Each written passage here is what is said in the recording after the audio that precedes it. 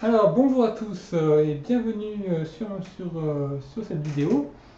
Donc une petite salutation sportive à tous. Donc cette vidéo a pour but de vous donner des allures de VMA. Alors comme vous le savez, comme tout le monde le sait, la VMA c'est la vitesse maximale aérobie. Donc si vous voulez vous entraîner sérieusement, il faut vraiment faire de la VMA. Ça peut être une fois par semaine, deux fois par semaine, voire plus pour vraiment les coureurs très très entraînés. Donc la VMA, on peut en obtenir une évaluation avec un certain nombre de tests, notamment le test le plus simple pour calculer la VMA, c'est de courir 6 minutes. Et c'est la vitesse qu'on court pendant 6 minutes. Alors, en fait, la majorité des gens peuvent soutenir leur VMA entre 5 et 7 minutes.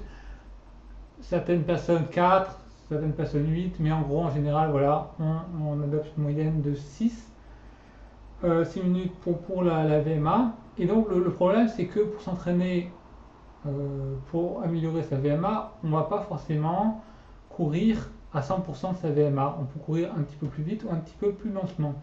Alors, si on fait par exemple des 30-30, 30 secondes de course et puis 30 secondes de repos, on va courir à 113% de sa VMA.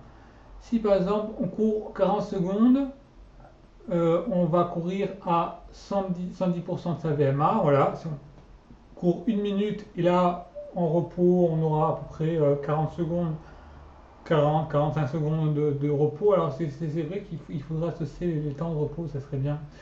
Ça sera 105% de la VMA. On court à 100% de la VMA si on fait des séries de 86 secondes. Alors bien sûr, c'est pas 86 secondes, hein, c'est plutôt 1 minute 30, autour de 2 minutes 30. Voilà, autour de 2 minutes, c'est 96%. Et 3 minutes, on est à 93% de la VMA. Voilà, donc effectivement, ce qui manquerait, c'est effectivement les temps de repos. Pour 3 minutes, je crois qu'on doit avoir des temps de repos autour de 1 minute 50. Alors, je ne les ai malheureusement pas là. Donc, ça va, les temps de repos vont bien sûr en décroissant, hein.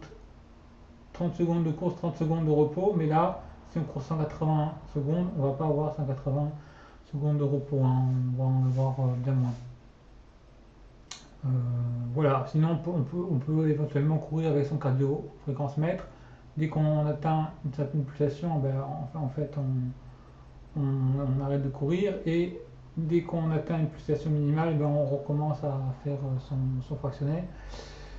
Donc voilà, donc ça c'est bien des chiffres, surtout si on court sur piste, ça peut être assez utile pour pas faire de surentraînement ou de sous-entraînement.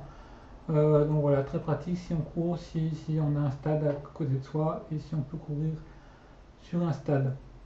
Voilà, mais c'est fini. Allez, bon sport à tous.